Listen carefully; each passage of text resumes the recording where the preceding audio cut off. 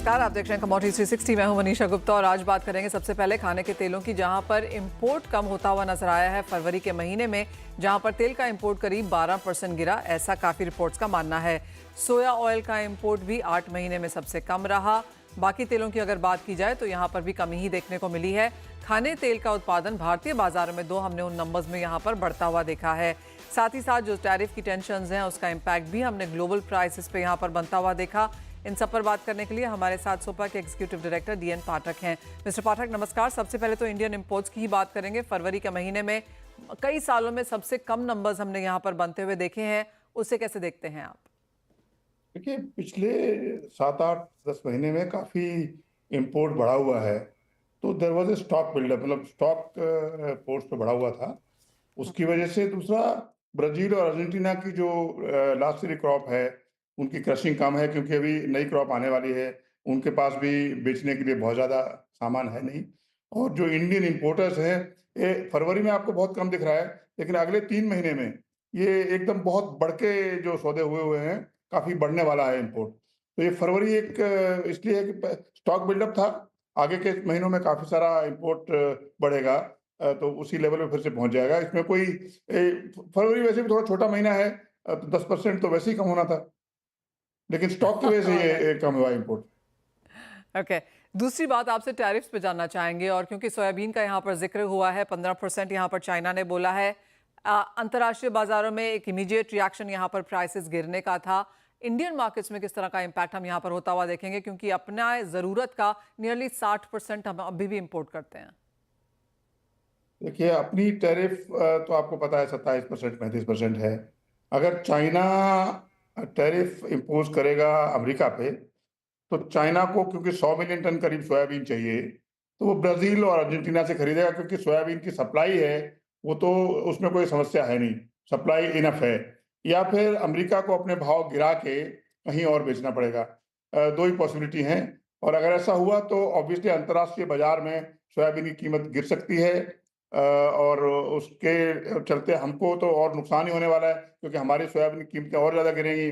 मील की कीमत ऑलरेडी बहुत सारी गिरी हुई है। तो लेकिन हम एक्सपोर्ट कर पाएंगे, ये एक फायदे की वाली बात है।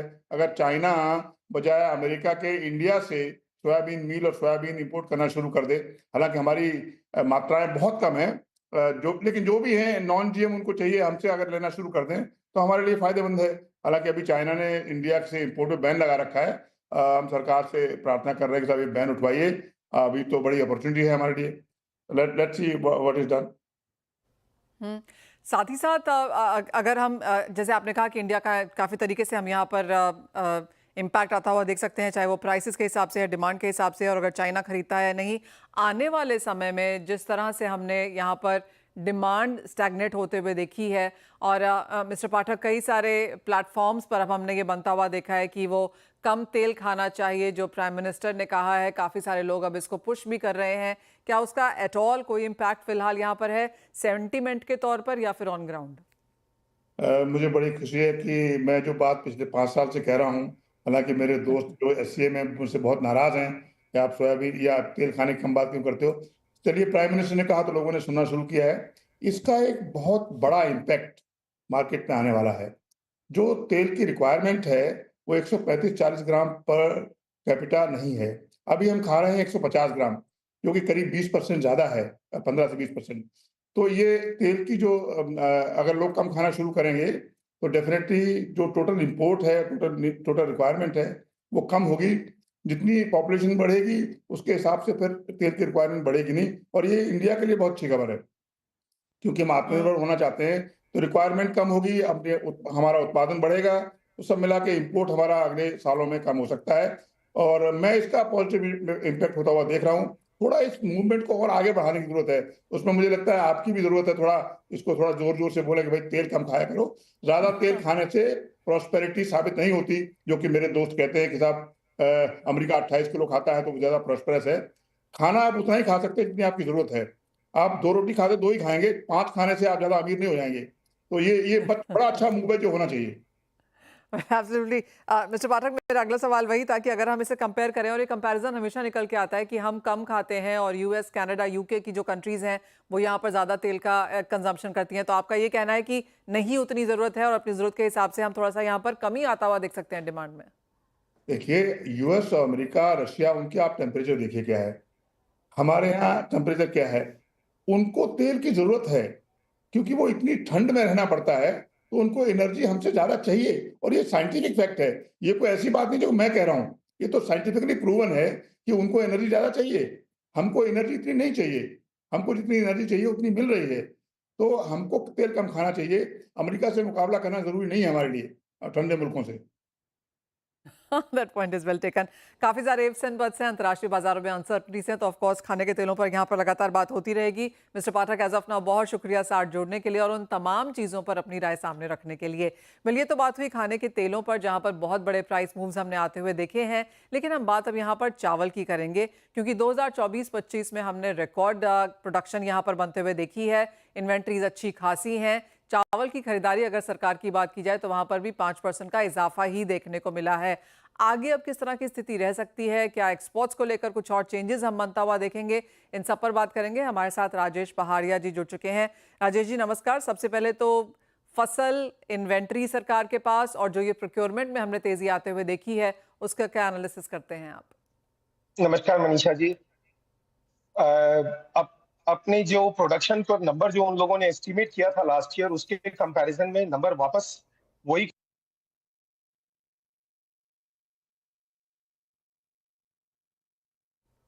और एफसीआई का जो प्रोक्योरमेंट है, दैट इज ऑलमोस्ट 5% के आसपास में अप है।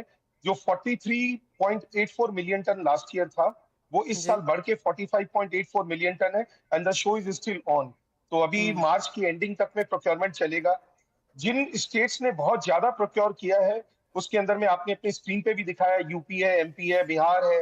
एंड जो मेजर प्रोड्यूसिंग स्टेट्स हैं, जैसे पंजाब है और तेलंगाना है और आंध्र प्रदेश है, छत्तीसगढ़ है, ये स्लैक रहा है। इनकी प्रोक्योरमेंट कम हुई है in comparison to the new states. तो ओवरऑल जो प्रोक्योरमेंट है वो 45.84 मिलियन टन है, versus as on date last year के मुकाबले 43.8584 मिलियन टन का, करीबन 2 मिलियन टन अब इस बार प्लस है। एंड स्टिल 31 मार्च तक प्रोक्योरमेंट अभी बहुत सारे स्टेट्स में होना बाकी है। हम्म। राजेश जी, साथ ही साथ जिस तरह की इन्वेंट्री है अब यहाँ पर सरकार के पास, और इवन एज एक्सपोर्ट्स हमने रिस्ट्रिक्शंस हटते हुए देखी हैं, कोई बहुत ज़्यादा फायदा उसका इंडियन मार्केट्स को नहीं हुआ। और अब इंडस्ट्री यहाँ पर ऑफ कोर्स ब्रोकन राइस को भी पूरे तरीके से खोल देने की मांग करती रही है। अब यहाँ पर किस तरह की स्थिति है?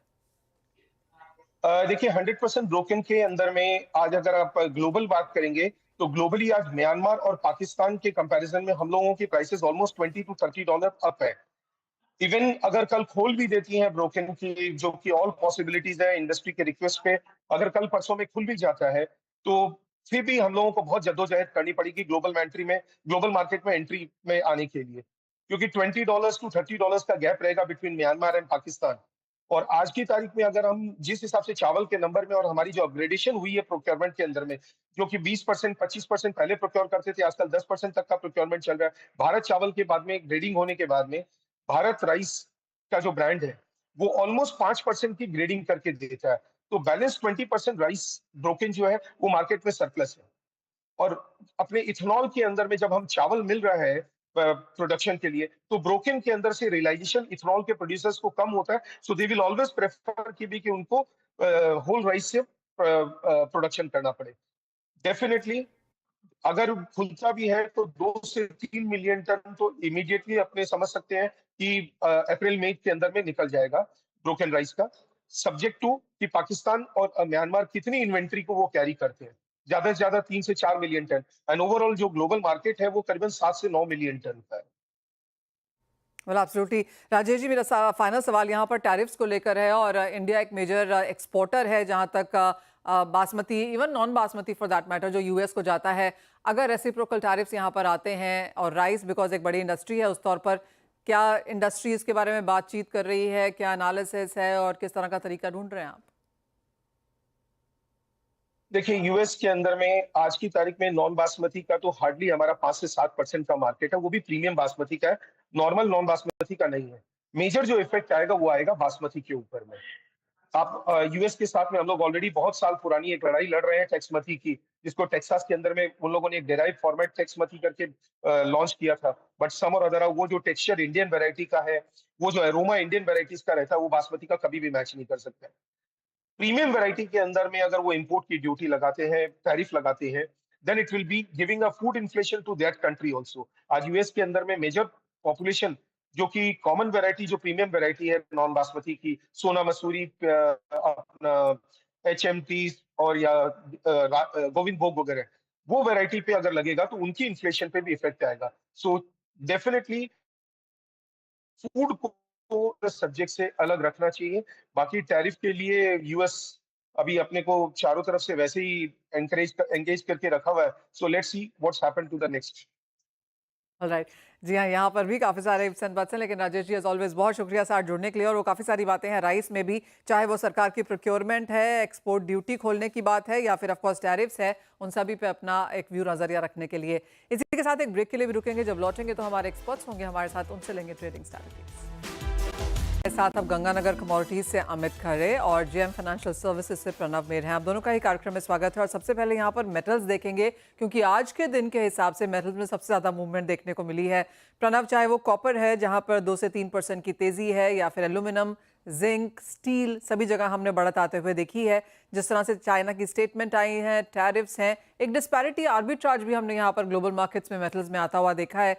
इन सब के बीच इंडियन इन्वेस्टर्स यहाँ पर क्या करें? डेफिनेटली हमने जो ये तेजी आई है कॉपर मेटल्स में, वो थोड़ी बहुत टैरिफ से रिलेटेड भी है, और थोड़ा बहुत एडिशनल सपोर्ट जो मिल रहा है वो है एक्सपेक्टेशन की भी चाइना का जो मार्केट में स्टिमुलस आना है, वे जो जिसकी एक्सपेक्टेशंस काफी स्ट्रांग हुई है कि इस एनपीसी की मीटिंग में वो कुछ ना कुछ स्टिमुलस लाएंगे अपनी इकोनॉमी को रिवाइव करने के लिए। जो इकोनॉमिक डेटा भी आए हैं मैन्युफैक्चरिंग पीएमआई के ओवर दी वीकेंड में मंडे को, वो भी एनकरेजिंग है। आज का सर्विसेज का डेटा भी एनकरेजिंग है। सो इस वजह से हमें थोड़ा पॉजिटिव मोमेंटम देखने को मिला है। एडिंग सपोर्ट को अगर आप देखें तो डॉलर इंडेक्स का 105 के नीचे आ गया है आज, तो वो और एक सपोर्टिव फैक्टर चल रहा है जो मार्केट्स को और मेटल प्राइसेस को सपोर्ट कर रहे हैं। तो हमारे हिसाब से ये पॉजिटिव मोमेंटम कंटिन्यू रहेगा। कॉपर की बात करें तो अगर आप देखें कॉपर प्राइसेस में 274 के ऊपर आज ब्रेकआउट मिला है, बहुत अच्छा स्ट्रॉन्ग ब्रेकआउट है, प्राइसेस सस्टेन भी कर रहे हैं। अगर आज के दिन में ये क्लोज कर जाता है इस लेवल के ऊपर, तो हम एक्सपेक्ट कर रहे हैं कि ये प्राइस रैली एक्सटेंड हो सकती है टुवर्ड्स 895, टुवर्ड्स 300, टुवर्ड्स 910 के लेवल्स भी हमें देखने को मिल सकते हैं आने वाले 102 हफ्ते के बीच में। नीचे में थोड़ा सपोर्ट बनेगा कॉपर का, इनिशियल सपोर्ट रहेगा 275 का, और अगला सपोर्ट अगर हम देखें तो 265 का रहा, तो थोड़ा कॉशियसली ट्रेड करेंगे, बट बायस पॉजिटिव रहेगा मेटल्स में। बाकी मेटल्स में भी अगर आप देखें तो एल्यूमिनियम भी काफी अच्छा सस्टेन कर रहा है। हमने कंसोलिडेशन देखा लास्ट 2 to 3 ट्रेडिंग सेशंस में 256 का सपोर्ट नहीं ब्रेक कर पा रहा है, तो मतलब ये बायस अभी भी पॉजिटिव है। एक ऊपर की तरफ की रैली भी हमें मिल सकती है। 266 का इनिशियल टारगेट रहेगा, 272 का नेक्स्ट टारगेट हम टारगेट कर रहे हैं ऊपर में प्राइसेस में। और अगले मेटल्स में अगर हम देखते हैं तो जिंक एक लास्ट 8 to 10 ट्रेडिंग सेशन से कंसोलिडेशन रेंज में है। 265 नीचे में, 273 ऊपर में, ये 8 रुपए की रेंज है जिसमें ये कंसोलिडेट कर रहा है। अगर मेटल्स लाइक एल्यूमिनियम और कॉपर में अच्छी खासी तेजी आ जाती है तो जिंक हमें 273 के ऊपर का ब्रेकआउट अगर देता है तो हमें अच्छी तेजी मिल सकती है टुवर्ड्स 280 285 लेवल्स। ऑलराइट, तो यानी कि मेटल्स में यहाँ पर बढ़त की एक्सपेक्टेशंस और भी ज़्यादा हैं। अमित, अगर हम एनर्जी एज अ पैक को देखें, जहाँ पर कच्चे तेल में लगातार गिरावट देखने को मिली है, आज तो नेचुरल गैस में भी अच्छी खासी गिरावट है, यहाँ पर क्या करने की राय है? वाली का ही ट्रेड रहेगा। ओवरऑल जो ट्रेंड है नेगेटिव है। क्रूड ऑयल की अगर लेवल स्पेसिफिक देखें तो 5900 रुपए के आसपास प्राइस बिकवाली का एक नया लो इसने बनाया है। नीचे में इंट्राडे के लिहाज से 5800 का टारगेट रखें, 5960 रुपए का स्टॉप लॉस लगाए। वहीं पे नेचुरल गैस की अगर मैं बात करूँ 377 के आसपास इसमें बिकवाली करें, 382 का स्टॉप लॉस लगाएं। इंट्राडे के लिहाज से 365 रुपए का इसमें टारगेट रख सकते हैं। एनजी में देखा जाए तो एक 400 के आसपास इसने एक हाई जो अभी रिसेंट में बनाया था, एक वो टॉप आउट लेवल है। लास्ट टाइम भी 400 के आसपास ये रिवर्स हुआ था, तो लग रहा है एक डबल टॉप के आसपास का फॉर्मेशन नेचुरल गैस में दिखाई दे रहा है। क्रूड ऑयल की कीमतें ऑलरेडी प्रेशर में है, तो ओवरऑल बिकवाली की भी चला रहेंगे। ऑलराइट, तो नियर टर्म में अगर आप कच्चा तेल और नेचुरल गैस देखें तो ये डिक्लाइन यहाँ पर जारी रह सकता है। Of course fundamentals on charts यहाँ पर ऑन द वीकनेस है। बात अब यहाँ पर सोने की करेंगे क्योंकि यहाँ पर एक सपोर्ट हमने बनता हुआ देखा है। Pranav clearly safe haven buying है पर अपने ऑल टाइम हाइज के आसपास ये फिर से नहीं जा पा रहा है। क्या रेंज बनेगी और यहाँ पर अगर एक नियर टर्म पोजिशन लेनी हो तो क्या है? गोल्ड में डेफिनेटली व्यू पॉजिटिव है। लास्ट वीक के करेक्शन के बाद हमने फिर से ये हफ्ते में एक अच्छी खासी मोमेंटम देखी है। प्राइजेस पॉजिटिवली स्टार्ट भी हुए। हम अभी भी बाइंग सपोर्ट बाइंग में ही है गोल्ड में, और डिप मिलता है तो बाय करने की सलाह दे रहे। 85,400 85,300 का स्ट्रॉन्ग सपोर्ट रहेगा नीचे में। जब तक ये सपोर्ट ब्रेक नहीं करता आप बाय में रह सकते हैं। ऊपर की तरफ हाँ, अगर 86,400 500 का लेवल आ जाता है तो वहां पे एक बार प्रॉफिट बुक कर लेना चाहिए, क्योंकि 86,600 का लेवल 3 से 4 बार उस लेवल के आसपास गया बट क्रो सस्टेन नहीं कर पाया और वहां से करेक्टिव मूव देखा है। तो वो लेवल अगर ब्रेक कर जाता तो हम फिर से एंट्री करेंगे, अदरवाइज वेट करेंगे। डिप मिलेगा तो डिप में फिर से बाय करेंगे। वैसे ही अगर आप इंटरनेशनल के लेवल्स देख रहे हैं तो स्पॉट गोल्ड जो है वो 2950 के ऊपर सस्टेन नहीं कर पा रहा है। हमने 2960 तक 65 तक जाते हुए देखा है बट वो 50 से वापस वहां से सस्टेन नहीं कर पा रहा, नीचे आ रहा है। तो ये दो लेवल हम ऊपर की तरफ में वॉच करेंगे। 2950 55 का लेवल जो स्पॉट गोल्ड में है, पर इंडियन मार्केट्स में 86,400 86,600 का लेवल है। ये ब्रेक करना जरूरी है आगे की रैली कंटिन्यू करने के लिए। अदरवाइज एक कंसोलिडेशन हम एक्सपेक्ट कर सकते हैं गोल्ड प्राइसेस में, बट करेक्शन तो बड़ा करेक्शन फिलहाल तो दिख नहीं रहा है चार्ट्स पर। साथ ही बात करेंगे चांदी की। और अमित, यहाँ पर क्या सेंस है क्योंकि मेटल्स के साथ साथ चांदी में बहुत सपोर्ट है आज? बिल्कुल, चांदी जो है मेटल्स का सहारा ले रही है और आज हम देख रहे हैं कि सिल्वर प्लस है और यहाँ पे गोल्ड माइनस है, जो कि काफी दिनों बाद ऐसा नजारा देखने को मिला है मार्केट में। खरीदारी की सलाह रहेगी। मई वाला सिल्वर 96,900 रुपए का पॉइंट है, यहाँ पे ट्रेडर्स को फ्रेश खरीदारी का ट्रेड लेके चलना चाहिए। 98,400 रुपए का इंट्राडे का टारगेट है, नीचे में 96,200 रुपए का स्टॉप लॉस मेंटेन करें। ओवरऑल इंट्राडे के लिहाज से खरीदारी का ट्रेड करें। ऑलराइट, तो वो सारी की सारी ट्रेडिंग स्ट्रैटेजीज यहाँ पर है, लेकिन इसी के साथ फिलहाल इस कार्यक्रम में इतना ही समय है। अमित, प्रणव, आप दोनों का ही बहुत शुक्रिया हमारे साथ आज CNBC आवाज़ पर ये स्ट्रैटेजीज शेयर करने के लिए। इसी के साथ एक ब्रेक के लिए भी रुकेंगे, जब लौटेंगे तो लेकर आएंगे आवाज़ समाचार।